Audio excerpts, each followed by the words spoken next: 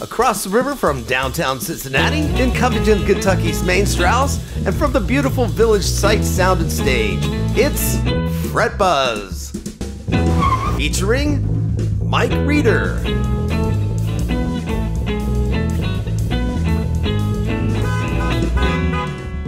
William Gilmore Weber,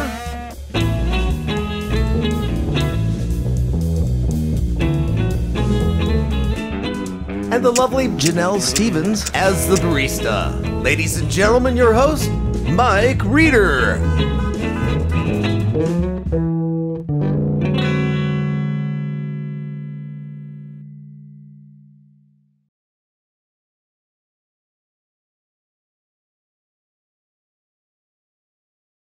Hello and welcome to Fret Buzz. We're back here on the set with some wonderful friends and some great artists that are joining us today.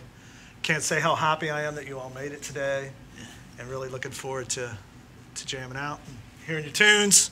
And enjoying some great coffee from Branch Hill Coffee and checking out some cool vintage guitars. We have Noah Witherspoon today Thanks with for us. having me. Thank you for Happy coming, to be man. here, man. Can't wait to hear you play. And Rachel Foxworthy, who's my dear friend who plays in Chalk Eye with us and Arcadia Bliss. And we have Brent James, the fabulous Brent James, from Brent James and the Vintage Youth. Thanks for having me, brother. Appreciate Thank you, it. brother. And Cody Forster. I did it again, didn't I? It's fine. Cody Foster. Damn. I've hung out with. Change it to Forrester. Yeah, I know. At this point, just I blame Seth. Yeah, You know what that's I mean? fine. We'll blame It's Seth. exit strategy. Yeah, it's fine. Who plays in the exit strategy? Thanks for having me, man. Yeah, thanks for being here, Or as brother. George Bush would say, strategery. Exit That's right. strategery. Exit Oh, that's what we can strategy. name our next album, the Exit Strategery. Yeah, there you go. Amazing. So what's new, William? I don't know. No stories. Nobody's told me anything. You know. Yeah? Catch up. But I do want to plug like a show if I can. Oh, of It's course. coming up. You always got something going on. Murphy's is Murphy's Pub on Clifton and Warner over in Cincinnati are having their 50th anniversary and their 30th anniversary of when they started doing alternative shows there. You know, Nirvana and Jesus Lizard, bands like that. It only lasted a year, but a 2-day show. It's October 18th and 19th. All right. And a bunch of cool bands. Are you playing? Yeah. A member of the Chrome Cranks is coming back into town. And, Oh, cool. basically, we're doing like, it's also to celebrate a punk collection from 69 or 69 to 79, all obscure like punk bands from Cincinnati. Right on. So we're doing a bunch of those songs, and like original singers and members of the band are coming up and playing. That's cool. Yeah. Snare the Idiots playing? They were after 79. Oh, okay. So, but that's the second release. You don't go back that far, do you? Further. Oh, wow. Yeah, I started 3 years ago. Well, you do look. Distinguished. You look your age. Thanks, Mike. Oh, Cut. besides that, I know you played last night, right, Noah? Yeah, I played a gig with the Turkeys. I was Oh, a turkey right for a on. night. It was a lot of fun. Man, that is really cool. I love that band. They're great musicians. Oh, my and, gosh. and awesome guys. Yeah. Kyle, Chris, and Brian. So, yeah, we had a good time. Where was So this were you at? playing it like electric, acoustic, or? I played a telly. I was like, this is a telly gig. So I Yeah. took my telly, and yeah, we were out in Hidden Valley, Indiana, or Lawrenceburg, I think. Yeah. I love that telly, by the way. That's the coolest thing ever. Yeah, you need to take a look at it. Let me know what it is. It's a I mean, mystery. It's a mystery guitar. It's not real, right? Or is it? I mean, it looks like it is. It was a gift, and I originally thought it was, and I had it appraised a few months back, and guy said it wasn't real, but maybe he just wanted it. I don't know. It looked real the few times I held it at gigs, you know. Yeah. I think we did one thing we did with you down the street that night. Yeah. I checked it out. Yeah, that's cool. Yeah, he's got like, what is it, like a 61 or something? Yeah, that's It's like- what it looks he, like. He has the guitar that you want really bad, Cody. It's fake. And you want to give it to Cody. I haven't seen it, but I know. Yeah. This is an intervention. It's basically the Jimmy Page guitar, Yeah, right? And it's the same Talents of year. Steve Cropper. Doesn't have like a psychedelic painting. Yeah. Well, no. It's cooler than that. Yeah. No big giant mirror pickguard either. So I know Rachel played because she played with us. She now plays in our band, Chocolate. Oh, nice. She sings with us, Very yeah. cool. But I don't play guitar. No, you don't play Sing guitar. and So you sing. I Do guess the it's not tambourine, really. which is a new thing. You play but Tam it's Tam. fun. Yeah. You're the Tam Tam girl. So I you're lost the real Tam singer Tam of the there band. at the gig. Exactly. She fills in all my mistakes, covers them up. But that's yeah, fun. we played with Steve Earle and the Earl Diamond Band at Wonder Bar. Wow. I wanted to go, but I. Yeah, but How was that though? sure. Good. I've heard that before. So that was cool. And Brent plays every day of his life. A big rock star out on tour buses, touring the country. Where were you this weekend? We were off this weekend. there you go. Yeah, okay, I was, well, I I spoke was too soon. did not play. A Sat rare on my day back off, porch. Yes, sat on my Yeah, back man. porch. Yes, did nothing. You hang out with your lovely family. You have the Yes, coolest family. yes. Oh, You're thank you, so man. lucky to have Thanks, a great man. wife, I'm and great blessed. kids, Yeah, and thanks. even a cool dog. You got it all. Really going on. nice girlfriend. No, so yeah, Brent sent me a cool picture when he was at the store with his Yeah, dog. had to bring old Lou Dog in and Yeah. put him in front of some guitars. What kind of dog is that? He's a golden doodle. He was a rescue dog Yeah. that flunked out. Is that a big one? They make them like different sizes. It's like a giant poodle, right? Yeah, he's a big one. Yeah, he's like one of the large breed. They make them golden different doodles. sizes, as you Yeah. put it. Yeah, We looked You for can a order it smaller like- one, but he's huge, man. yeah, and he's gray too, which Yeah, apparently is super mellow. We different, encourage so- dogs at the store. Yeah. Your dog is super cool. Cody? Yeah, just like a couple cover gigs. Played at Corner Pub in Montgomery on Thursday, and then Corner Pup. yeah, and we been there. played at a little bougie wine bar yesterday. Oh yeah? You Yeah. playing with Seth? No, this was with my buddy Kevin. But we Exit Strategy hasn't done anything since opening up for JD Simo because we're getting ready to release the new album, which we recorded here. So hopefully, Yeah. we're looking at like end of October. I think is probably going to be the release for that. Yeah. So. Not outside this. The coffee. Yeah. Keep the coffee coming, Juno. I got in at 5:30 tonight. Yeah. My alarm went off like every 5 minutes from 6:30 on, so I can be here. So. Oh man, you're a good person, William. I don't care what they say about you. It's you that says it. Now you're taking it back. So what coffee do we have today, Janelle? Today's brew is Peruvian Sinfro Cafe. It has a robust flavor with hints of chocolate, fruit, mild acidity, smooth without any add-ons, and you can drink as you Chocolate and acid? prefer. Wow. It's awesome. Show gets cooler and cooler. Are you drinking man. it? Are you drinking it too? It's really good. Yeah, I think it's Right on. wonderful. Oh, this is somebody's water. So Branch Hill has offered us this wonderful coffee, and I think it's really, really good. What do you think about it, William? It's working. So, yeah. It is working, actually. I have an allergy to chocolate, so I'll probably be real fun towards the end. That'll be an interesting show. Maybe you'll blow up red. And, We can only hope. And that little spot on my lip will get like really huge. maybe it'll cure it. Yeah, you never know. All right, well, everyone has picked the guitars, and we're going to move on to hear these wonderful songs.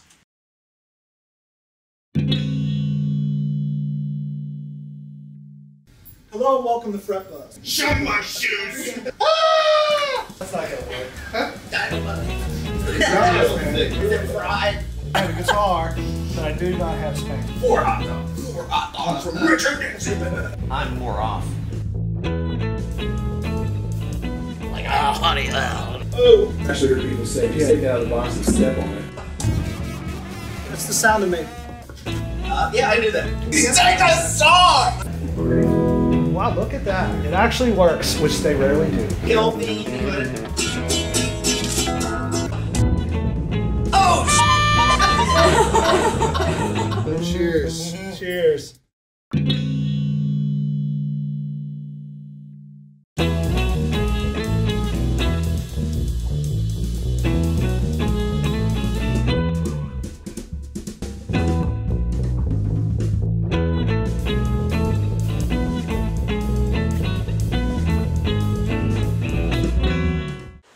So we're back on the show, and we're about to hear Noah's wonderful tune. Tell us about it, Noah. Sure, it's a tune called Only, and Cody actually reminded me of this tune.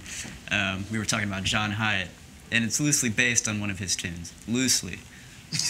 Yeah. So if you no want to legal sue me, trouble. yeah, I'm broke. So You don't get much, he but hey. I've got a cat. Well, you know, we all borrow But yeah, concepts from other people, don't we? I think so. Except Yeah. Zeppelin, they never like. Yeah, Zeppelin never ever did that. But yeah, I wrote it. It's actually about 15 years old, but it's, I think, still relevant. I thought you were going to say it was like inspired by My rhino Cody's shirt. Rhino shirt. Yep. Is Take it, that shirt. is it on anything? Yeah, actually, I did an album about, it was around 2008 called Elusiville, and I'm a Beatles head on the side, and it was pretty Beatles-inspired cool. album. Recorded Rubber out. Soul era. Yeah, Revolver, maybe, yeah. I didn't So- know that about you. That's interesting. Yeah, it's kind of I guess I have maybe split personality musically. Do you, when you write, I mean, honestly, I love your songs. I don't hear that influence in you. That's weird. Yeah, it's two roads that I think maybe might be merging more now with this next blues rock album we're doing, sort of bringing some more of that in. And, Really? finding some middle ground. So. That sounds exciting. Is there Yeah. George going to be? So do you have the songs done for the second album, or are you working on it still? Yeah, we're actually going to start recording this week up in Dayton, and we're going to do it fast. We're not, you know, I'm prone to overthinking stuff, but we have a deadline this time. So So basically like live kind of thing. yeah, more of a going for a live thing this time. So I love recording like that. You know what I mean? That's the only way I ever want to Yeah. do it. No click track. Yeah, Yeah, the longer you man. take, the more you'll mess up. that's you right. know, Yeah. Yeah. Thinking. Yeah, will mess you up. So you like really doing the time to take serious rehearsals, getting it really tight and go and just plow through. Right? Yeah, absolutely. Yeah, actually, really, the songs are pretty new, and I kind of like the idea of them being new to me, even, and just going for it. So Nice. it'll be a different approach. You know, people don't realize that sometimes, I mean, this is my personal take, sometimes by the time you're done with the song, you're kind of completely over it. You know what I mean? Yeah. Sure. Yeah. Absolutely. Sure. So that's cool. That's Well, the cool. ones though. I write, they're over it. So I know what you mean by it being new to you. Yeah. It's kind of cool to capture it where it's still kind of exciting and fresh. And Yeah, we haven't gigged it out at all, and it's not stale yet. So do you write a lot? yeah, I was unemployed for a number of years, so I wrote a lot of songs. I have a Well, few we're all hundred- unemployed. Yeah. The musicians mean you're unemployed. Who am I Working kidding? musician has But a it- day job but and it's- then plays music. Yeah, when it's really bad, you got to sell guitars. You know? Yeah, so No, work at a guitar store. Yeah, it's all right. I mean, that's how you end up there, actually. it's a beautiful thing. So anyway, I'm sorry to interrupt you. Tell us about the song. Yeah, so it's called Only, and I wrote it a number of years ago, but I think the climate of the world, it's still kind of the same stuff going on. So Right on. should I go ahead and hit it? Go for it, All man. right.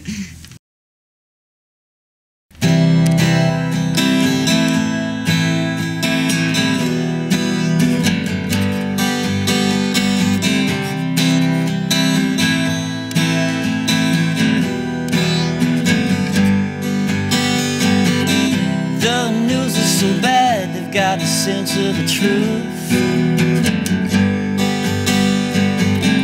Have mercy on these desensitized youth. While integrity's asleep, did you get your fill?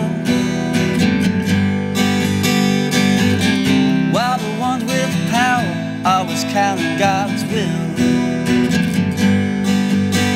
It's the only life we know. So why should we suppose that strife will never let us go, and we'll never find our way home?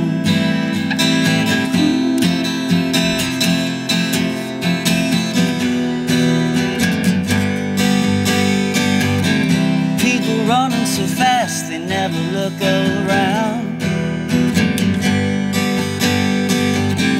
Pretend they can't see the sky is falling down. How crooked and dark can you make your dreams? Are we righteous enough to handle being free? It's the only life life we know. So why should we suppose that strife will never let us go, and we'll never find our way home?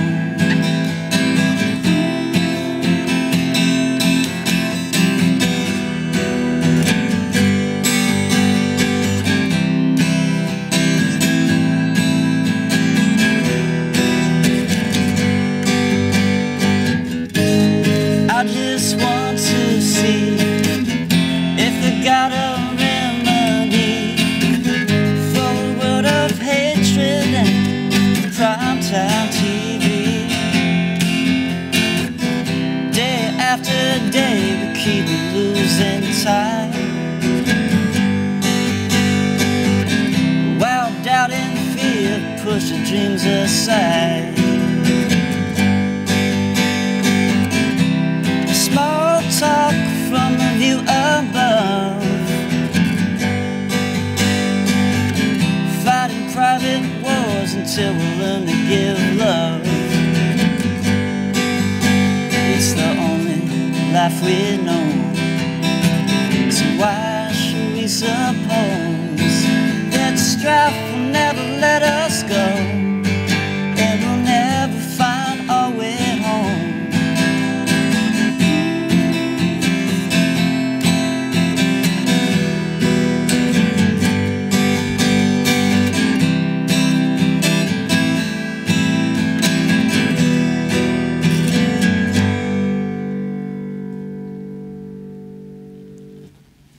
Yeah. Woo. You mentioned the Beatles. I definitely got, like, we were talking about the Replacements earlier. I got this like Beatles meets Paul Westerberg vibe from that song. Like, I love that. It's awesome. Man, that was Soul great. Asylum of like, you know. Yeah, absolutely. Thank you. Definitely it's major, like Lennon-esque kind of. Oh, yeah, It's freaking awesome. Big Beatle fan. Yeah, Yeah, love man. George. How about the Ruddles? You like the Ruddles? I love the Ruddles. Can't buy me lunch. Yeah. What was that band that was on the Flintstones? I thought that was the Way Outs. The Way Out. Yeah, big Way Outs influence. But anyway, man, tell us. On Gilligan's Island. Yeah. Is that album going to be like more acoustic kind of sounding stuff, or is it a big production, like Beatles production stuff? This next thing we're working on is sort of a mix. I think, yeah, I think we might throw acoustic on some things, but it's an electric record for the most part. Don't forget your slide. Yeah. No way, yeah. You got it. Is there? Yeah. I could use another slide. Actually, I break slides a lot. Anyway, is the record have like strings on it and like? Oh, the Elusiville. Yeah. It has some fake strings and fake horns. Yeah, well, you know, So. the Beatles use Mellotrons. Yeah. I think Elliott Smith had fake horns on something. I said, oh, it's cool. All right. You know, I once had a Mellotron, and the guys swore that the tape was out of Abbey Road. Oh, wow. It came with 2 tapes, and I got it from the guy who played in Badfinger. Oh, wow. So I believe him. The Yeah. Mellotron didn't come out of Abbey Road, but he said the extra tape, like they had different tapes with different sounds. They had like 30. He said there's a good chance like this tape was used like on Sgt. Pepper. Oh, that's awesome. Yeah, I mean I couldn't Wow. prove it, but it's That's amazing. I ended up selling it anyway. I kept that thing for like ever, and it set in my studio. And, Yeah. and I don't know if you ever played a Mellotron, but I've never even seen one. It'd be amazing Yeah. to see one. I know people tried to tour with those at one time and they break down. yeah, well that's the deal. It's It would like- sit, and I'd never use it. Yeah. And every time I try to use it, it was like major service. Calibrate. Yeah. Like, Yeah. And Now- like now you just can- putting the tapes in. is Now like- you can just have an app. Yeah. Right. I mean, actually, yeah, they do. There's you can download all those Mellotron sounds, and it's really cool. But when you were playing that, I was thinking of that the whole time. I was like, man, that'd be like cool. Yeah, Like that would be nice. That's really, really cool, man. And the song I think is very apt to today's society, man. Right on. Thank Yeah. you. Goes around, comes around. Like, you know, news never changes, I guess. You know? Yeah. Modern times, yeah. So when you're not doing the blues thing, apparently, you know, what do you listen to when you're not doing what you normally do? I love songwriters, you know, like Paul Westerberg, Yeah. Dylan, Elliott Smith. I listen to everything. I love world music, Ry Cooder, Yeah. Alafarka Torre, just everything. Like female singers a lot. You know, That's Patty cool. Griffin. Jeff Henry. Jeff Henry, yeah, man, he's a good buddy of mine. Yeah, he played on a killer Yeah, record. we did an Oh, album really? last year. Yeah, Jeff Yeah, Henry record, yeah. he's a great You played artist. on Jeff's record? Yeah. Yeah, Watertown. Yeah, super cool stuff. Great song. Were you involved in that, Brett? No, but Jeff's a good buddy, and Giggs, the drummer, and Yeah, good cats. good dudes. Right on. Yep. Have you guys ever worked together? Not yet. No, I never met. Today. No, yeah. Wow, there you go. Another Fret Buzz exclusive. Yeah. You saw it here. So Noah, what did you think about the guitar for this song? Oh, this is unreal. This is a 54, is that right? It is. Wow. It is a 54 The real deal. D28. It's beautiful. Famously made famous by like bluegrass players. Yeah. I'm a big Martin fan. Yeah. There's something Yeah, special. There's something special about them. Usually those guitars are flat picked. You know what I mean? Yeah. And that's a certain sound that is desirable. Doc or somebody. Is there any Yeah. story on that particular one that he's on? You know, honestly, I don't even remember where that one came from. I think I bought it at a guitar show It's somewhere. Doc Watson's or something. See if there's his name's engraved back here. You got Jimmy Page's telly. Yeah. Well, what makes D28s sound the way they sound? Besides a bunch of details we won't go into, like bracing and stuff, mainly is the rosewood back.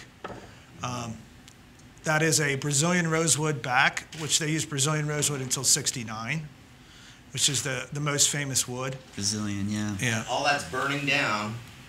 Yeah. I don't know about all of it, but some of it is for sure. And they just lifted the CITES rules on, on vintage guitars, which means that these Brazilian guitars will probably grow in value again. That's just a guess. But Now, is it only on vintage, or are new guitars allowed to start using that? Or I did not read it, but my friend said it was on guitars before '92. Okay. So, Cool. or it may be like on already existing stuff. Yeah. But that drove the prices down on Brazilian-made guitars. Just a brief synopsis on a D28. A D28, the early ones have what they call herringbone binding, which that one doesn't have. They have that up until 46. And the really early ones have what they call scallop bracing through the 30s, I think in the 39 or something. They're the most desirable. And those guitars are like 70 grand or something. And I don't know if you've ever played one, guys. You especially Brent, you should definitely play one. Everyone should play one once in their life. 30s Martin. Yeah, Play one, it's like buy one. magical. And that guitar has a lot of the similar qualities, the same woods. That's a Sitka top with Brazilian rosewood. And I think it sounded great on his song. yeah. I mean, it was the Insane, perfect Great guitar. balance. That's beautiful, man. And you were talking about, Beatles. Beatles used D28s all the time. Neil Young, right? Neil played a D45, Okay. which is sort of a fancy. Yeah. It has like abalone all over it, but all Crosby, Stills, and Nash all played D45s. I have one. I'll bring it one day Right to on. another show. So, what do you got coming up? Tell us about the shows and when the album will be out. The new record. We don't have many shows the next couple months. We're going to be recording mostly. We're playing up in Dayton on September 21st at the Levitt Pavilion, a really cool outdoor venue they have. October, we're playing up in Buffalo, New York at the Trough with this young blues kid, Gabe Stillman. He's a phenomenal player. Wow. And then November, we're going to Europe for a month. Oh, that's awesome. Yeah, we've Don't, been. don't do the train. Yeah, we'll be in a transit kind of van kind of thing. So yeah. So do you got like a whole tour lined up over there? Yeah, or we'll like... be in Poland, Czech Republic, Slovakia, and I love it. Austria. So we'll be pierogies every day. you guys by yourself? Are you touring with somebody, or Just us, the trio. Right on. And we've worked with this family before. They're a booking agency out there, and they're wonderful people and take good care of us. And Cool. it's people dig music over there. They love American Oh. music, and Like they really night and listen. day, Yeah. it's like they appreciate the artist and culture. So have you been over before? Or Yeah, you- we've done this run a few times, and we play some. We played this in front of this old castle. It's where Copernicus, they call him Copernic, used to live.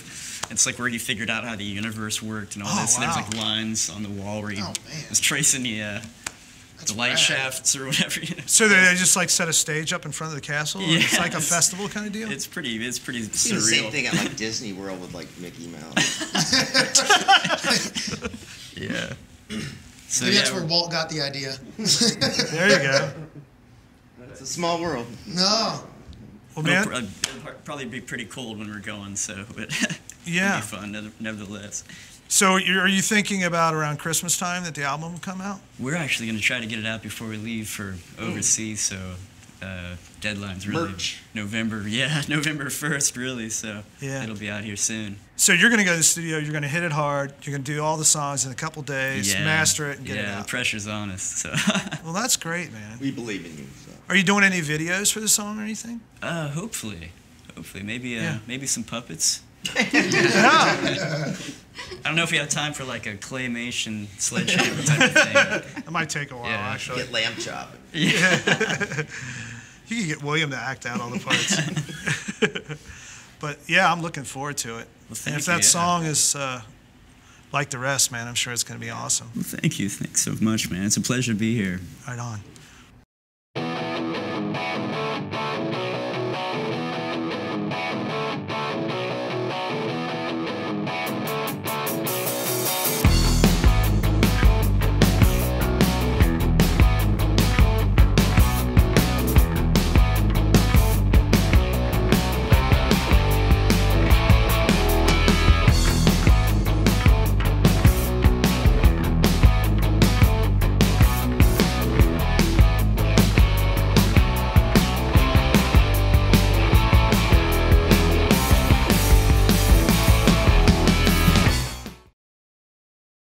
So Rachel, my dear friend Rachel, how are you doing? Pretty good. How are you? I'm so glad you made it. I did. It's early, but I. Yeah, For a musician. I'm so glad you showed up with those glasses. I know. We encourage sunglasses at Fret Buzz, so you have the These most are stylish flamboyant, sunglasses. I don't know. I was like, that's. Yeah, those are something awesome. new. Yeah. Yeah, Rachel was kind enough to come sort of a last moment because our friend Jasmine was not feeling well, so we appreciate it so She'll be much. back. Thank you. Happy to be here. And I do appreciate it because I know you must be tired because you played with us. She played it with us. Just I'm tired of playing with us too. So yeah, we had a nice gig down at Wonder Bar, and Yeah? you sounded awesome as always. I thought it was a pretty good, like one of our, the Yeah. best, well, since I've been there Yeah, with you. it's good. Yeah. Which is weird. I don't know if you guys have ever played there, but it's like the teeniest little thing ever. You know, jamming 5 people in like this table space. It's like crazy, man. Isn't like the bathrooms like people gotta Oh walk yeah, by and all but it's that? so much fun. It's such an awesome bar with like super nice people. I just love it. Yeah. Yeah, it couldn't be cooler. So anyway, yeah, we had a great gig. What song are you gonna play for us, Rach? I'm going to play a new one that I wrote. It's called Greatest of Ease. Okay. And I think I played it at a chalk eye practice. I think you guys played some of it with me, but We probably ruined it. it's a new one. So, yeah. Oh, that's cool. Yeah. And are you guys? Is this gonna maybe be our Arcadia song, or do you not know where it's going? I'm not sure yet. I think so, but Oh, okay, we'll cool. see. We'll see. Right on.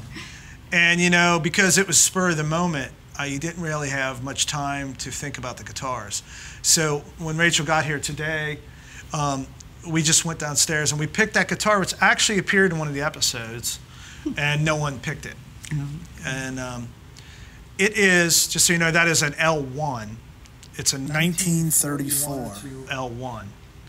And Gibson, on the small body guitars from the late 30s and early 30s, are the most confusing thing ever. Because what makes something an L1, an LO, or an LOO is different every year. So like 1 year, an LO will have only binding on the front.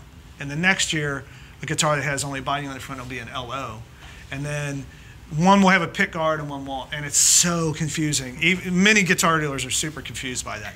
But the details that is actually an L1 because it has a pick guard and double binding, and it's from that year. Now, was the bracing the same for L1, LO, and LO? The really early ones have lighter bracing. But one thing you will notice is the earlier ones have a much smaller sunburst than the later ones. Yeah, it's very, very centered right around the bridge there. And the really early guitars say the Gibson, and that one just says Gibson. And that is the script logo, which is silkscreened on there. And it has Yeah, you could easily do that. Yeah. So what was Robert Johnson playing? Was his considered a Robert Johnson L1? played an L1 too, L1. but his Without the guitar pick is a guard, different version of that guitar. Yeah, I have one of the reissue ones. So Yeah. It doesn't have a pickguard on It has like what I call the egg-shaped body, which is a much bigger bout on the back. Yeah, I almost brought one of those. That's interesting. Nice. Yeah. So that's what the guitar is. And, you know, a lot of those guitars were sort of ladies' guitars, or, you know, a lot of smaller people or What younger about, like, people. pricing? Was it kind of like not a... Or a Gibson, the pricings were actually the designations, like 30 was like $30. And, oh, really? yeah. So... That's why they're 2019 for like a... Yeah. I don't know about that. But, so that's the details, yeah. And it is a mahogany back, mahogany neck with a spruce top. Cool. All right. You want to tell us anything about the song, like what it's about or anything? It's just kind of about surrendering yourself to the unknown, being in transition, and kind of just saying, well, I'm just going to wing it, and just keep That's the moving interesting forward and parts see of what life. happens. Yeah. Yeah.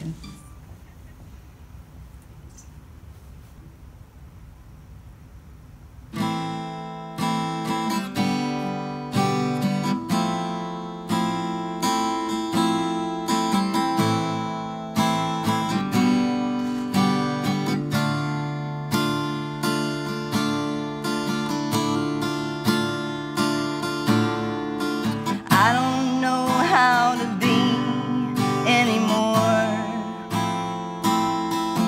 'cause I don't really know what's in store. So I'll just check out, chalk it up to fate, and to whatever the hell caused me to be so late.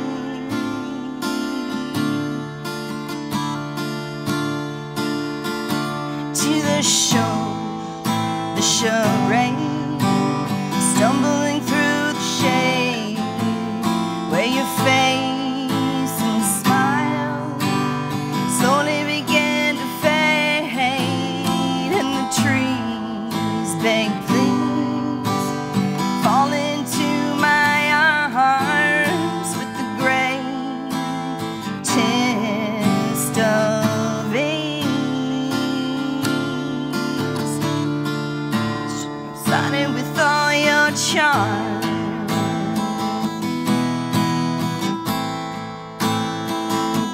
it's not your fault,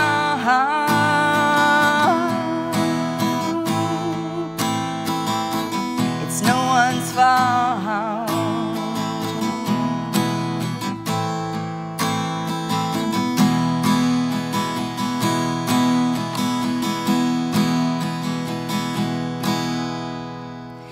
I'm trying, oh, so hard. You think that I'd forget these scars, these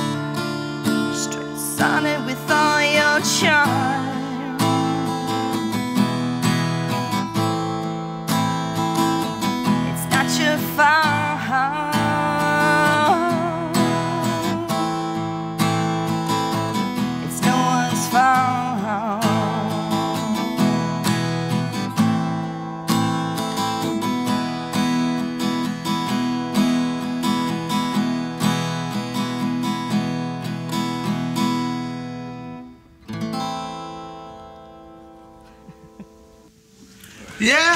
Yeah. Great job. Great. You did a great job. And that guitar sounds good. It did sound really good. Your hair kept getting in your way. I felt sorry for you. But you know what? It didn't cause any issues. It sounded good. What did you think about the neck? Because it's a, you know, I was thinking about that when you were playing. That is so different. It's definitely shorter than I'm used to, but I mean, it's kind of easy. Well, it's also a V neck, which is, you know, like a triangle, which is a typical late 30s thing that they did on a lot of instruments. And you either love it or hate it, and you must not mind it, or you would have. Yeah, it's nice. Yeah, it sounded great. Yeah, it's like, I think it was a really wise choice for you. Yeah. Good job. Either one of you had that pick. So cool. So I know that you have some gigs coming with us. Do you have any Arcadian Bliss? Possibly like a Halloween type show, I think we're planning on. We kind of took a month off, so we're getting back into rehearsals, and there might be a York Street Cafe show coming up, I hear, possibly. So. Yeah, we're supposed to do a Halloween show. So, yeah, that'd be cool. And also, we are at Urban Artifact coming up soon. Right. With the Drifters from out of town. And, you know, you're going to come in and cut your parts to the new album for us soon. And, yeah, I'm looking forward to that. And someday that album will be done. It's like 2 years. You know, the Chalk Eyes thing started with me and Bill, and our thing was that we were going to go all the studios, and we were going to basically just go in and do a song on the spur. And some of the first ones we did, we actually kind of wrote the arrangements while we were there. And now it's like turned into this big giant thing with like multiple layers. There's like two, you know, it always happens. But yeah, so. You guys came into my place and just as a two-piece, and I love that, you know. Yeah, the first couple songs are just two-piece. I like the first 4 songs we did that way. You know, now it's like we got keyboards on it and all kinds of stuff. Rachel's going to come in and lay her tracks down, so. Well, we're hoping that, you know, in the next few months we'll get that out, and you'll be able to hear Rachel on that too. That's going to be called Murder of Crows. Yeah, great job, Rachel. Which is a great song, also. I love that song. Thank you, thank you. Thank you for coming in.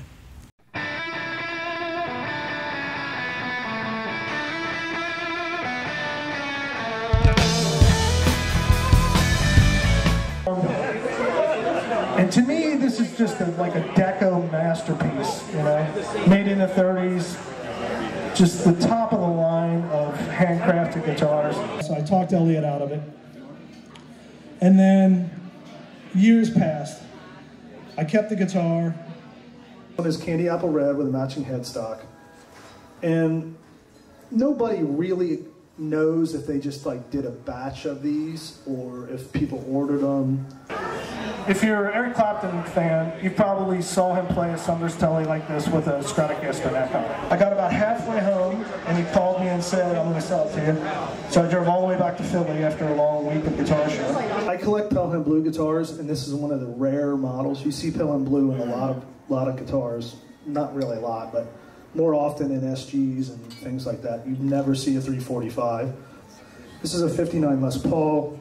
It used to belong to Brad Whitford, and it is very figured, which is what makes him the most valuable. This guitar is nicknamed Snake.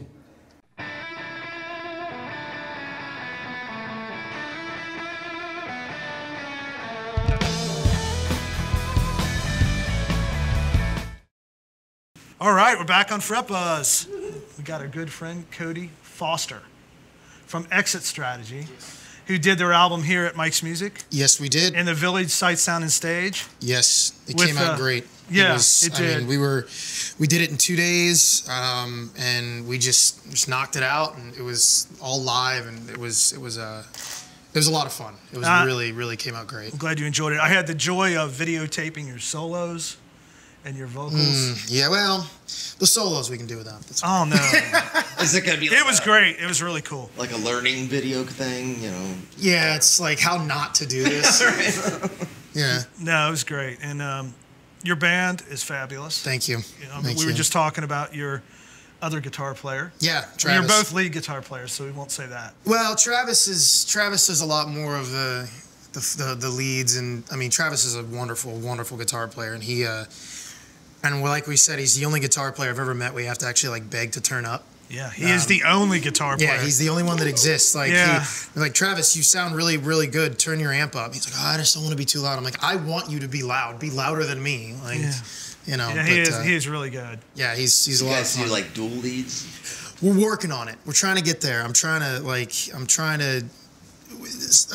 some of the music just doesn't really lend itself to that because it's a lot of big like wall of sound chordy type stuff, and he'll do like melody licks and lines in between stuff. But we're working on that eventually. I think that we've got a couple songs in the can that I think will lend themselves to that sort of stuff. When you do it, put your foot on. Both of you put your foot on the monitor because that looks. That's right. Yeah, really good. Like a Thin Lizzy approach. So yeah, but The songs, the tracks that I was involved in that were here, to me they have a really cool like 80s kind of vibe to them. I mean, maybe I hope that's well, a no, compliment. it's yeah. I mean, I grew up. It was kind of funny. I grew up with blues in one ear and 80s hair metal in the other. And my dad's favorite artist of all time was Stevie Ray Vaughan, and then on the other side, I was hearing like Rat. So it's like a mix of that, and then I got into Stevie Rat Vaughan. Stevie Rat Vaughan, yeah. Were they the same time? Did you have Yeah, them it was both actually going, the same time, yeah. But I got into, later on, one of my favorite artists is Bob Mould. And I love like Sugar and Husker Du and the big sort of wall of sound, like late 80s power pop type stuff with bands like the Smithereens. The Cure? I love the Smithereens. The Smithereens are one of my favorite bands, and it's kind of the sound that I've sort of found that like the bash and pop, Tommy Stinson stuff. Bill, like the guy I play with, that's his favorite. Yeah, I mean, and Seth got me into the Replacements, and that was a huge influence on me. Was just the way that they played and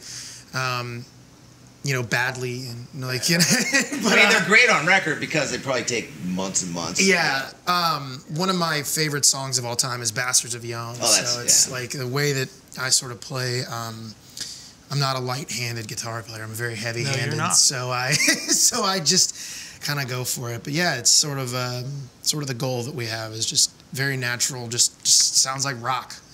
I don't know any other way to describe it. No, it's great stuff, man. It's going to be really good, and can't wait for it to come out. Do you have a time frame in mind? We're shooting for probably middle of end of October, so we're getting close. Is there going to be a CD release? Yeah, we're going to do. I'm not sure where we're going to do it. Probably not going to do CDs this time, just because. Yeah, we're all there, I think. I mean, nobody really wants to get them sometimes, or at least nobody around here does. I don't know how others work, but we're probably, we're going to have it out on digitally, and we might do like download cards and stuff like that. We're kind of cooking up something, but we're going to definitely do like a release show for it and stuff like that. What's your thoughts on that, Brett? We actually sell a lot of CDs for some reason. Do you like it like it shows at merch? Yeah, well, actually, I take that back. It depends on who we're playing with. Like, if we're playing like solo, headlining shows, like the CDs kind of are lower. But if we're like playing with like a legacy act, a lot of those acts, like, their crowd generally is buying discs. It makes the a lot Ted of sense. Nugents and the Alice Coopers and the Robin Trower dates we did. Some of those cats are because it's like an older crowd. Yeah, and they all want something physical. Yeah, they well, that's take something home. I could see how that would be an older thing. Yeah, I mean, we did dates with Daughtry, and like his crowd is a much younger crowd, and like they didn't. Yeah, I think it might be a generational CDs. thing. You know? What's your experience with that, Noah? We do CDs. I mean, blues crowd's older. Yeah. And I'm older. So You're timeless, man. You look exactly like the day I first saw you. Yeah, I don't know. Maybe we should bring back 8-track. Yeah, I'm for it. I always thought like, people like high digital rates and whatever, and then like their stuff gets like shrunk down to MP3. Like, listen, like, why? It's all gonna get compressed anyway. I would like to do. I'm trying to convince the guys to do a like a limited vinyl release, like on 45s, because one of my best friends is a vinyl collector, and he's got the hookup on all these great vinyl places and people that print and stuff like that, and it's expensive, but I think that they would sell themselves because it's people are into that stuff, and we were thinking about doing like special 45s with like a single on each side. And I stuff, fight that battle myself in my mind, what to do. with the stuff, and you've probably done it all, right? We've not done vinyl, but it's funny because we were just talking to this at the show last weekend. We had somebody come up and was like, "Dude, I want vinyl." And we're like, "Oh, we don't have it." And he's like, "Well, see how much it costs to get 200 made up, and I'll pay for them." So I think we're gonna actually. Oh, there do you some go. vinyl. Well, then yes, we'll do it. Shout out to my buddy Richard Troxel, wherever you're at. Somebody else's dime. All right. There's this old guy in Arizona who will do like whatever run. You can get like 10 of them, and he'll like make them any size. It's really cool, and they're not that expensive. What, he'll do like 45 from you because I want to do that. Yeah. Yeah, he'll do like 10-inch, and like you could just, I want 11 or something like that. Yeah, and there's actually a company here in Cincinnati that my drummer Nick was telling me about. God, I can't think of what they're called. QCA or Jewel. They'll pay for it, but you just you have to pay them back. Whatever. I don't remember what percentage it is. Just give them like a cut of the sales. Yeah, kind of similar to whatever a label's going to do. I mean, but I think it might be like within like the entire life of the record. So, but it still might be worth it. But I'm sure that's like the battle we all fight because there's limited budgets. Yeah, you know what I mean? For sure. It's like, do we make 3, 4, 5 videos, or do we hack around CDs for a year? Yeah. You know what I mean? We're still sitting on the CDs from our first record. Yeah. I mean, it happens. It's not just you guys. Yeah. Like a lot, like some of the bands I was in always had vinyl because like 2 of the guys in the band were like big vinyl collectors. Plus he's old. Yeah. But I don't have a record player, so I got all this stuff, but I don't have like a turntable. Like I go buy one and then like a week later. Well, my CDs were damaged in a flood. Or the Covington flood of 2019. Oh, you got a vintage one. So instead of going gold, we went mold. Yeah, man. There you go. I Febrezed it, if anybody. Absolutely. So you got to float one our way. Well, right on. Tell us about the tune. Which song are we doing today? So this is the title track off the new album. It's called Bedtimes, Nightmares, and Faded Glory. I wrote this song probably 5 years ago.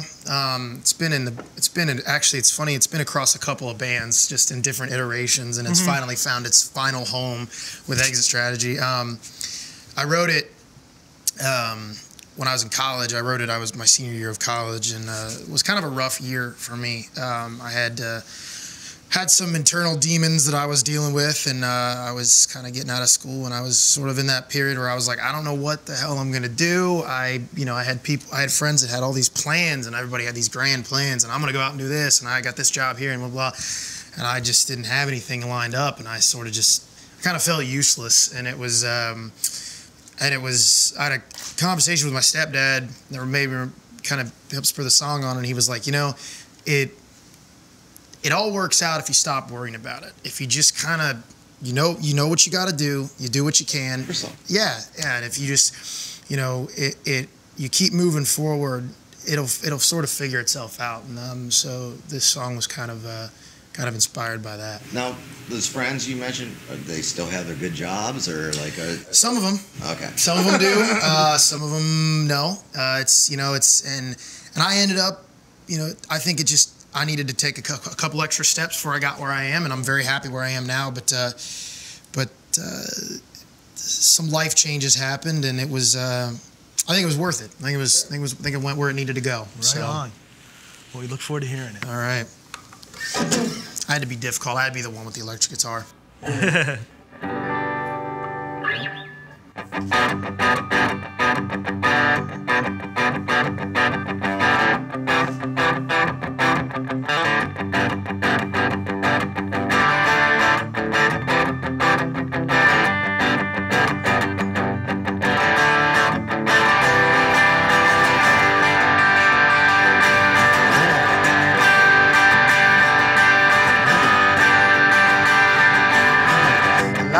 Tell millions of stories about bedtimes, nightmares, and faded glories, and all of the times try to get it right.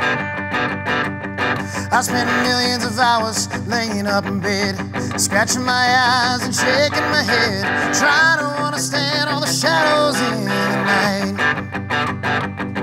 I spent so many hours staring at the walls at night. I hoped and prayed one day that I'd get it right.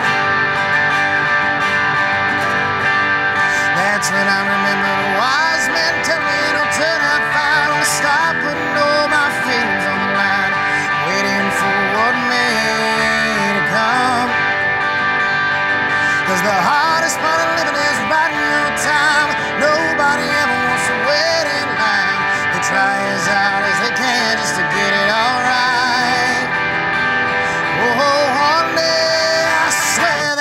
get it right.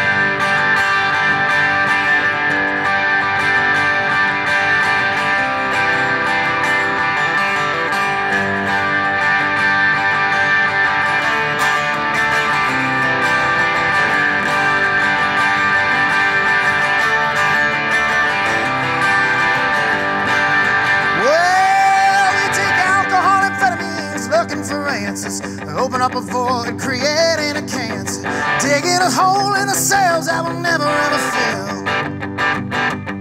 I spent too many hours looking at the bottom of a glass, drowning in my sorrows, kissing my own ass, trying to reason with all my demons in the night. I spent so many hours arguing with them at night. They told me that I'd never ever get it right. That's when I remembered a wise man telling me it'll turn out fine when I stop putting all my fears on the line, waiting for me to come. 'Cause the hardest part of living is writing your own story. Nobody ever wants to share their glory. We try as hard as we can just to get it all right. Whoa, one day I swear that we'll get it right.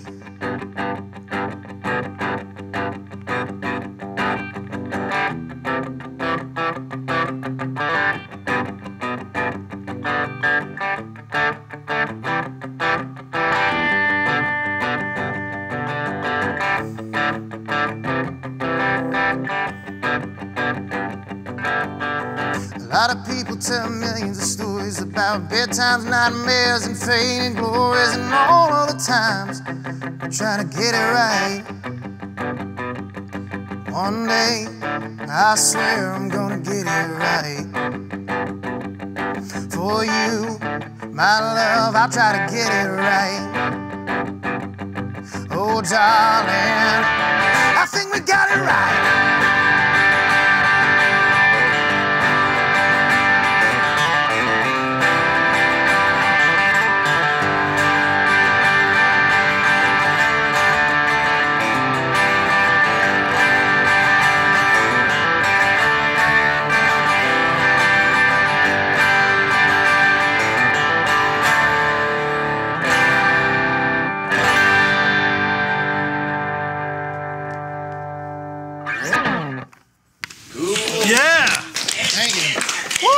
Thank you.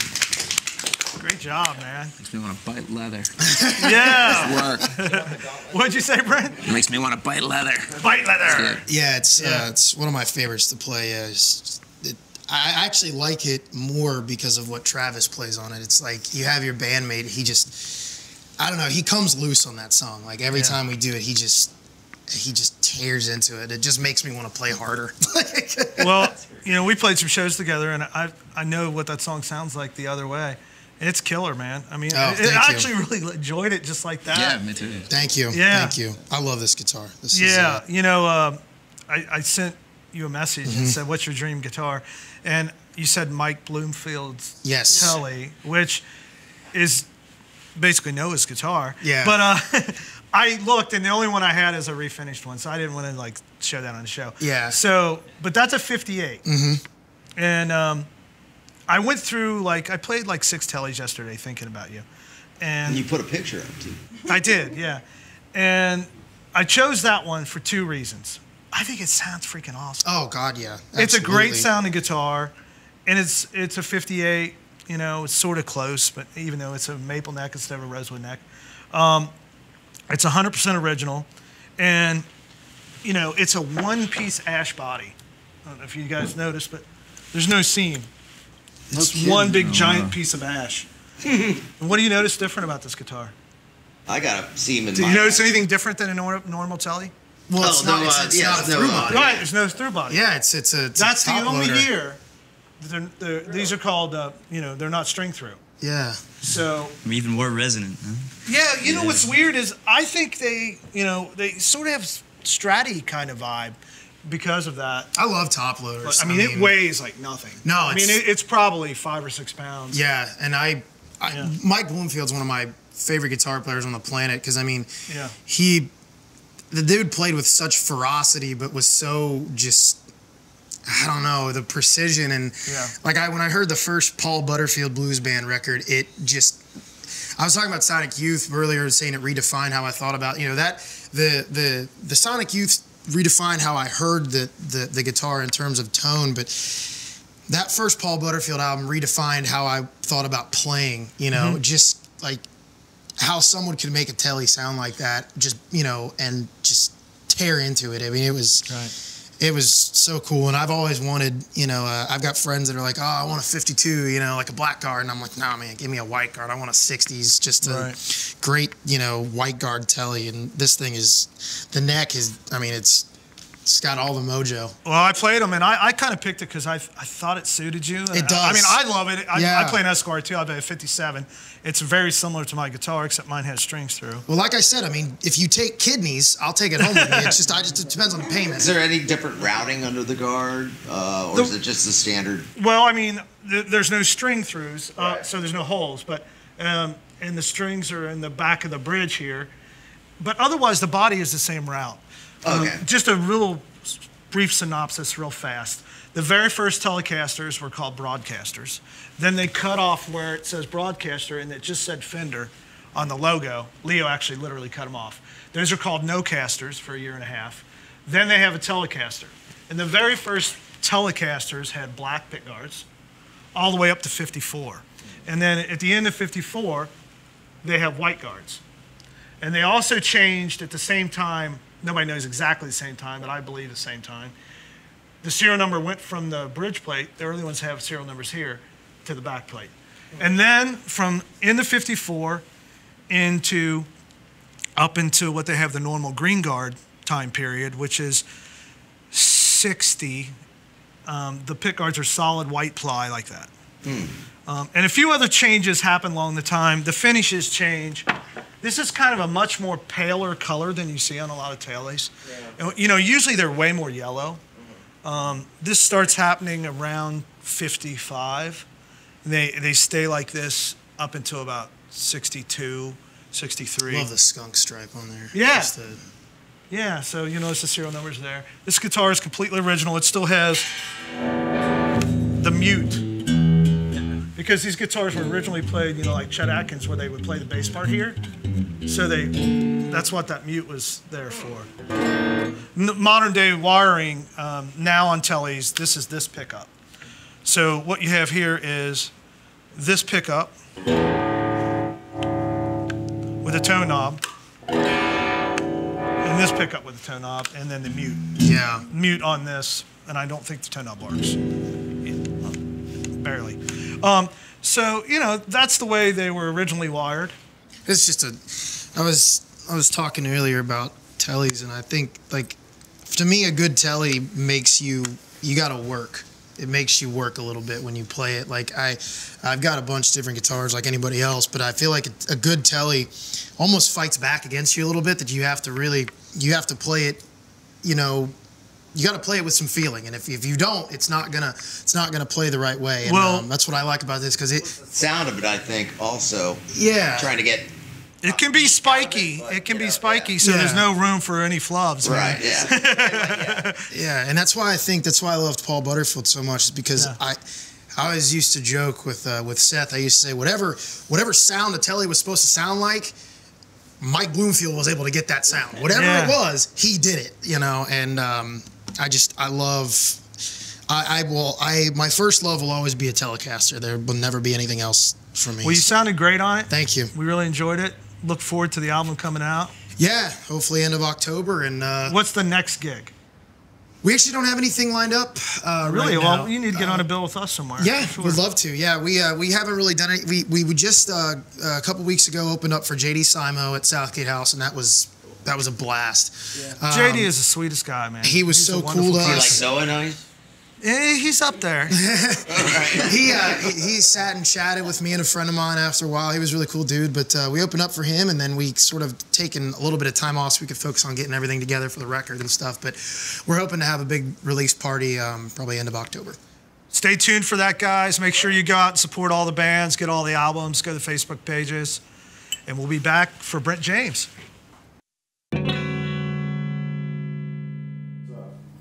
He says, "Are you for sure bringing the toupee?" And I said, "Yeah, we're bringing the toupee, you know." So when the show posters came out, it's Rob McNerlin and his Beatnik Cowboys featuring Kate and Robert. Special added bonus, Hank's nose toupee. And I got, of course, a copy of the poster. But a friend of mine, Marlon Brackett, that lives down in Atlanta, or he did at the time, he calls me and says, "Hey, I'm coming to your show." You know, he said, "But who's this band that's opening?" Hank's Nose Toupee. Early morning, almost dawn.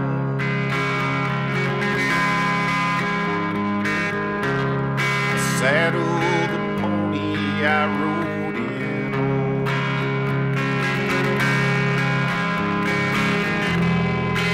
You know I told you I must go. As my cowboy boot heel taps out the rhythm of my soul, the sound of leather reins on the saddle. So we're back on the show, and Yes, we are, and we're in need of coffee. yes, can we have some more of this wonderful Branch Hill coffee? Remember, Branch Hill coffee. Branch Hill coffee, the best. Yes. What is the brew today, It Janelle? is Peruvian Sinfro Cafe. Peruvian Sinfro Cafe. It's organic. Yeah, it's really Boy, those nice. Peruvians know how to do it up, man. You know, it's keeping me going. I'll be going later. We So- see the ladies' room.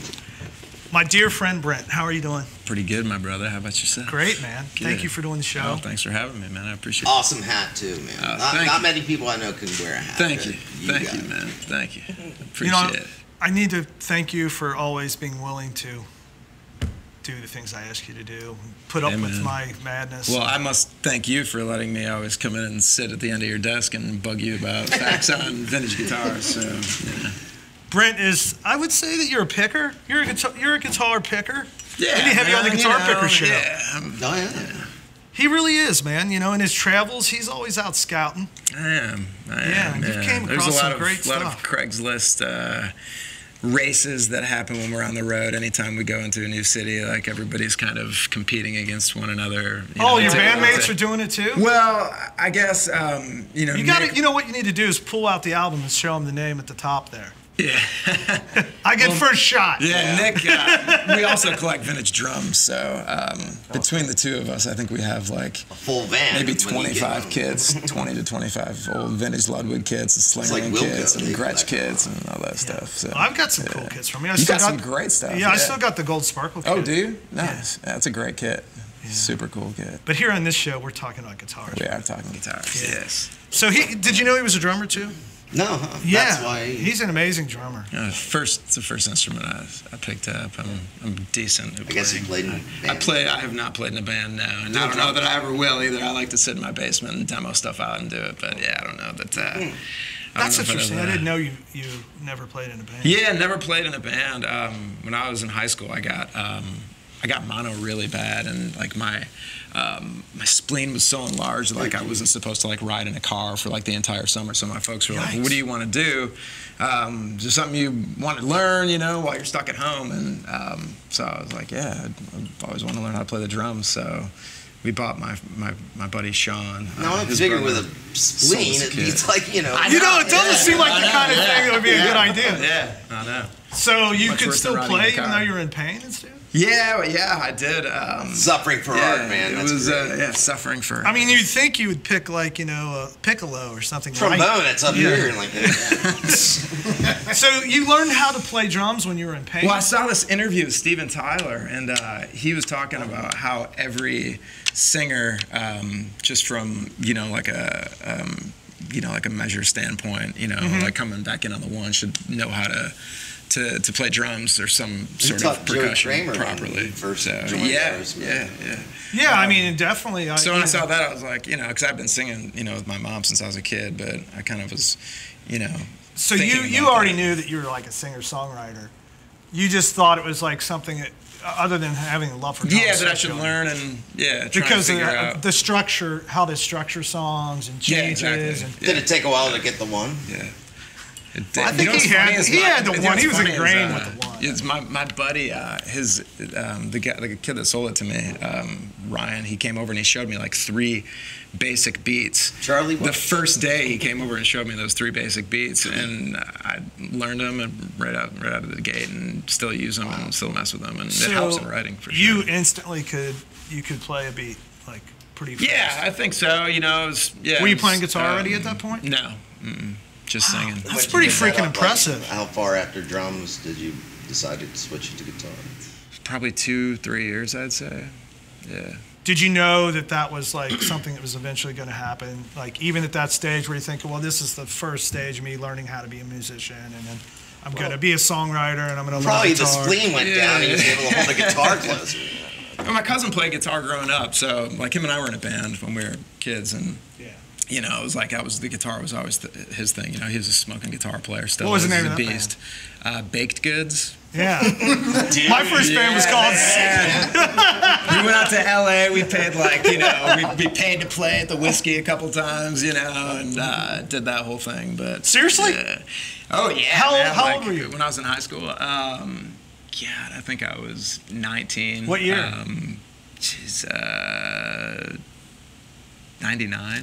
Yeah, I was out there at like 91. It was pay for play. Maybe it was 2000. I thought you were out there like a year after I was. I was actually out there twice. Oh, okay. Yeah, I went to MIT school. Yeah, I did too. Which doesn't show, but Yeah, it was fun. It was going out there and was fun to play out there. Actually, when, you know, I was always like obsessed with like the business side of the music business. So like I would like sit on my, you know, bedroom floor and like, you know, the musician's atlas and just go through and then like get on the internet and find, you know, like A&R guys' names and labels and stuff. And I found Capitol Records, just like kind of their like general phone number, and just called this phone number, and this dude answers, and I told him, I was like, hey, you know, my band, we're coming out to LA, we're gonna come out and play Whiskey at this date, you know, you should come, you know, giving him the whole pitch or whatever.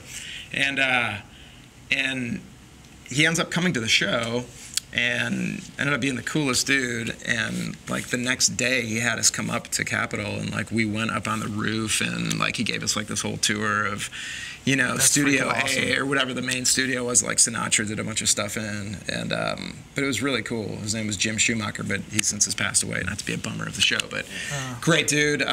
Passed away a couple of years ago, and was at Universal for a while, but just a really cool.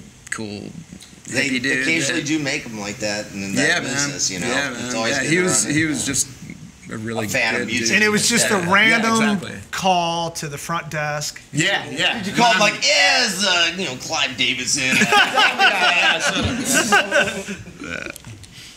So, Interesting enough, I was just showing Noah this. He was talking about he's playing Silvertones. We bought a Silvertone amp downstairs, and on the back of it, it says property of Capitol Records, like, and some guy's no name. way. And yeah, it's so That's weird. cool. So I have Wow. to fly that in and show it to everybody. Yeah, definitely. That's awesome. Anyway, back to guitar stuff. I want people to understand he's super mild dude, but man, he's pretty guitar obsessed. He's got the disease. I do. Because he's constantly like when he's on the road, hey Mike, what is this? It's just what is this? yeah, What is this? man, one?" like it's cool. it's a fun. Do you ever tell him to addiction buy for something? sure. But it's not, you know, just bring it back to me all the time, you know. You know, I've always tried to get guitars from him, sure, but I think I've saved him a few times. More than a few times. Yeah, no, for sure. Yeah. I was like, nope, don't do that. No, yeah, definitely. Yeah. Remember that was it a Washburn I brought into you that one? Oh, that was cool. He found like a turn of the century, probably a guitar that was, you know, like I think it was like a state fair guitar, some kind of, you know, guitar that was on display. Super fancy guitar at a Goodwill. Raffled. At a Goodwill. Oh, wow. It's like a Washburn, like a 30s Washburn. That was a World's Fair guitar. I'm pretty sure that's what it was. Dude, the inlay on that was it's crazy dude. cool. I mean, it was probably coming out. You had to fix it, like you. It was like literally 6 months worth of work to put it back together. But I think it was super. But when he first called me, he's like, hey, I'm at Goodwill. Like, this is, I don't know if you texted me or something. This is $100, was $100? I think I paid $210. I don't know, it was something like that. Yeah. Where were you? And I got I don't know if I got it late or whatever, but I texted you back and like, well, I'm already gone or something like that. I don't know. But anyway, he ended up getting it. Wow. Yeah. What Goodwill was it? The Goodwill in Montgomery. Oh. So this dude, I'm giving up my secret, man. He's That's my little blessed. spot, dude. I found a Teddy Ruxpin there as well. And I paid like $8 for it. I sold it for like $250 on eBay. It was like, you know, it's still in the box. So anyway, Nixon's the one pin. You know. I knew what kind of guitar that he would like, and I brought him a J45. Yeah, man, this is definitely on the dream list. There's Yeah, no that doubt is a about it. 1954 For sure. J45. Brent has a particular love for Gibson flat tops, hummingbirds, I do, yes. and doves. Yes. And what's your other favorite? I just got one, mostly vintage stuff, but I just got one of those Bob Dylan J200s? Yeah, SJ200s. There's Yeah. the double pick guards on it. Super cool. Yeah. Super vibey guitar. So we like sort of the same Yeah, guitars. yeah, for sure. So here's the deal. I was thinking about a guitar for you.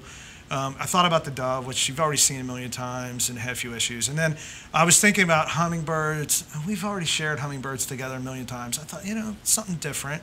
And I thought of J200s. And I knew you just got one, and we did a J200. Rob Fetters played a J200. So I said, what else? So anyway, J45, which is probably the most popular Gibson flat top model is J45. So I dug through the J45s. I picked a really, really cool, like 46. I got it out, got it strings on it, got it together, tuned it, and the freaking tuner tip broke off. No way. Then I was like, that's depressing. So anyway, you ended up with a 54, which is interesting. Same year as the D28. So it'll be the big, shoot off between Gibson and Martin here on the show. Yeah. Definitely. Yeah, for sure. It's funny, how I found out about you was, I think I've told you this story maybe, but we were doing some Stone Temple Pilots dates and we played the Louisville Palace, and at the end of the night, I was up in the dressing room and Robert DeLeo, the bass player, came in, and we were just chatting about, we had just moved here from New York City, and like I didn't know anybody here at this point. I think we lived here for like maybe a year, not even a year. And he was like, "Wow, you live in Cincinnati now?" I said, "Yeah, man, yeah." He's like, "What do you think of Mike's music?" And I was like, I'm not familiar with Mike's music. I don't know. He's like, "Dude," he's like, "you live in Cincinnati and you don't know Mike's music. You got to go to Mike's music, dude." So, those guys come and hang out all day. man. Yeah. So the brothers are like the super nicest people you'd ever meet. Noah Nice? Yeah, I'd say they're Noah Nice, which is the top level of nice. Yeah, man. I got home and had to swoop through for sure. I'm glad I did. That's pretty cool. Interesting enough about those guys. Last time they came, they were in the store or whatever, and guy came in with a '67 Flying V, and I ended up getting it. It was like super rare thing, and they were like super tweaked, like more tweaked about it than me. They were like so excited about it, or whatever, and they still like bring that up to me to this day. That '67 Flying V. That's cool. It wasn't that blue one though. No, that you got that. No, that was man. That one. That is the NAMM show guitar, the blue one, and it actually. And they made one in red too. I found it in Columbus, and it was in a studio closet with a garbage bag tied around the headstock with all the parts in it. Oh, no way. And then my friend, who had a music store in Columbus, told me he worked for a music store, which I don't remember the name of. They went to the NAMM show, and they bought all the NAMM show Flying Vs. And he said there was a blue one, a red one, and I don't know, a white one or something. And he didn't even know I had this guitar. And I was like, interesting enough. I just bought a Pelham Blue Flying V out of Columbus, out of a studio that has been in there for like years. So I'm sure it's the same guitar. And it's 00014, which is the serial number on it. Dang, son. Crazy. Come on. So anyway, what are you going to play for us, Brent? I'm going to play a song, it's called Just Fine. But I guess it's like just kind of the journey of my life growing up. And I grew up in a small town called Frankenmuth, Michigan. And then moved to New York City after I graduated high school. And big city. Yeah, big city. Can't wait to hear this song, man. Thank you, brother. This is called Just Fine.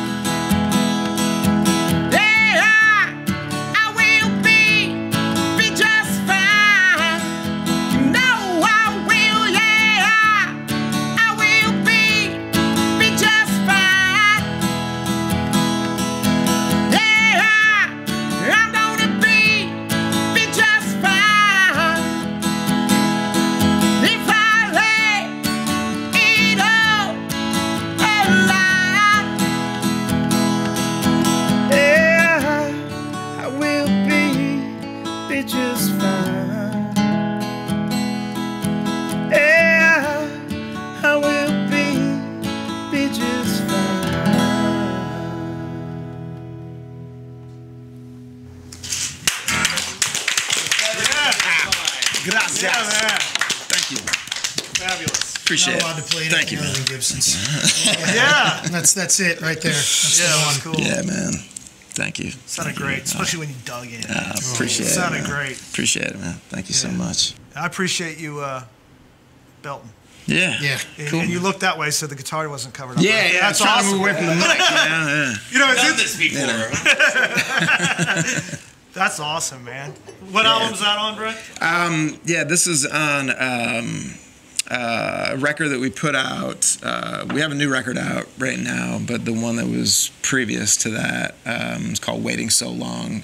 Just finds on that record. It's like the red and black one. But actually, my friend Richard Ahn from a band called OAR is on the song on the record. And he's got like a super cool, real tasty lead guitar part. So that's pretty cool. Cool. So the new album is the one that the Candlebox. Yeah. We're like I could tell the whole story, but I'm a huge Candlebox fan. Everybody in our band is. That first record that they put out, I mean, all their records are great, but the first one, like I just have these memories of, growing up when that record came out. I think it came out in like, I don't know, maybe 92, 93, maybe 94, I can't remember, but I just have this memory of like laying in my best friend's sister's bed, and it was like, listening to this record and just being completely blown away by Kevin Martin's voice, from the singer's standpoint of things, and listening to it, and then fast forwarding to starting to play music and getting into bands and stuff, and then having him like enough what I was doing, and to give us some runs and take us out on the road and be supportive and stuff. It was just like a crazy full circle for me. But he's just such a great dude, and I called him. We were doing some shows with them, and we played oddly enough Louisville again. We were down at the Mercury Ballroom playing with Candlebox down there, and the last show of that run, I was just messing around with something on stage during sound check, and wrote the song that became the song called Brother. And the next day I called him, and he was on a flight home back to LA, and I was like, hey, I wrote this song on stage at sound check, it's called Brother. Like, I think that you'd kill a verse on it and chorus. And he was like, send it to me, dude, let's do it. So that's great. So it was super cool. Yeah, I'm like, every time I listen to that, everybody in the band, because we're all such big Candlebox fans, every time we listen to that, we're like, oh, dude, this is amazing. We got Kevin Martin on a song with this band. It's super cool. And that is on the new album? Yeah, it's called Brother. It's on the new record. 96 Rock is playing it here in town, so they've been supportive, and some other stations around the country have Speaking of that, you're like a DJ now, right? Did I see that you were like doing some stints on the radio? Oh, I did, yeah. Well, I wouldn't call myself a DJ, that's for sure. But yeah, like a host of a show. Yeah, what's her face? My friend Amanda at Warm 98. They sometimes have me come in and do this thing called Music Theory Thursdays, where callers, they call in, or they write in via Twitter, Instagram. Are you still doing it? And they'll give you lyrics, and you have to make a song on the spot, write a song on the spot. Type vibe. You guys should do that. That's awesome. Put your lyrics to music. Yeah. Let's harass him, man. Let's find out when he's on and call up. Yeah. Find me something that rhymes with orange. I did do that to somebody. Yeah. But it's fun to go on there, and then I co-hosted one of the shows. Cool. So, yeah. So what's going on with the band, man? What's happening? We're just booking more shows right now. We've got some stuff coming up around town. I think we're at Bogart's the 24th of September, and then the 21st we're playing Oktoberfest here in town, downtown. In Covington? In Cincinnati. Cincinnati? I'm sorry. Yeah, I keep thinking we're in the other It's store. right there, German over there too. Yeah, man. So then I've just been, writing and stuff in Nashville, back and forth, doing that stuff too. Okay. So, and then booking shows and. Oh, so you got hookups in Nashville then, or? Yeah, I signed a publishing deal with BMG, so I go down there and just write with friends, and he's like smart. He's like one of those musicians that knows what he's doing. Yeah, he's on here. He just actually, you know what? Chasing Speaking of that, you know. he was smart enough, and I'm sure this was not just like a money thing, but he was smart enough to write a Christmas song, which is a great Christmas song, And dude, this Christmas song, like it started off as like it was in your lyrics of that. You know? Seriously, I mean, yeah, listen to this. my wife is like, Christmas is my wife's thing. So this song is, like I'm talking about my wife in there, which is kind of obvious, but if you know her, but yeah, the Christmas thing, my friend called me, and he's a big program director at this station out in San Francisco, KOIT. His name's Fig, and he's just been somebody that's been super supportive over the years. He's originally from Michigan, like near where I'm from. And he called me up, and he's like, "Hey, man, have you guys ever recorded any Christmas stuff?" And I said, "No, man, I've never even thought about that." He's like, "Any Christmas covers?" I said, "No." He's like, "Did you ever think about writing a Christmas song?" I was like, "I never have until this moment." But I was like, let me see what I can do. So I went into my space in my house and wrote this song called "Christmas Is Coming," and we sent it out to him, and he called me with like his entire staff and was like, "Dude," and they're like the top 3 easy, like not easy listening, but like lighter rock stations, and they switched formats to Christmas music like around Thanksgiving, I think. Wow. And he called me and he was like, "Hey, we're gonna add this." So then he added it, and then like all these other stations added it, and then Warm 98 added it here, and then we got it, like they got picked up to be in like, I think it was in like 20,000 retail stores around the country. So it got like awesome, all this weird play from just a weird suggestion from my friend. You know what? Somebody needs to write another happy birthday song, because you can't sing happy birthday in a Cracker Barrel or anything like that. Yeah, man. There you go. So somebody has to write it. Not me, but yeah. So yeah, there you go. So Christmas is coming. There you go. So yeah, every year it's happy birthday. Yeah, man.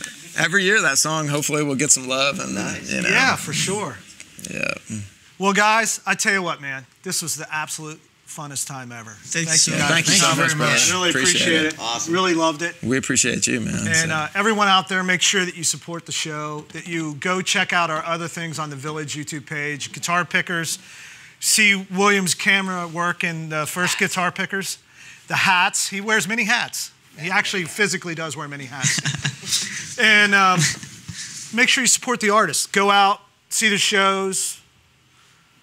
Stay tuned for Throw the tomatoes where, at them. There's information, websites and stuff like that. And support Branch Hill Coffee, who is kind enough to keep us buzzing doing Fret Buzz. And Mike's Music, who provides the instruments. And is letting us keep all these. Yeah! What a guy! You can't be at Murphy's Pub, 18th and 19th of October. Yeah. And that's if you're old. If you're young, you probably wouldn't understand it. So. Yeah. Coffee up, guys. Woo! Yeah, right. Let's do a stand. Yes. A stand? A stand. A stand? That'll do. Mike, that's good enough. I got a really expensive guitar. I love the guitar. All right, that's it. That was a short. I was counting God's will. It's the only life we know. So why should we suppose that strife will never let us go? It will never find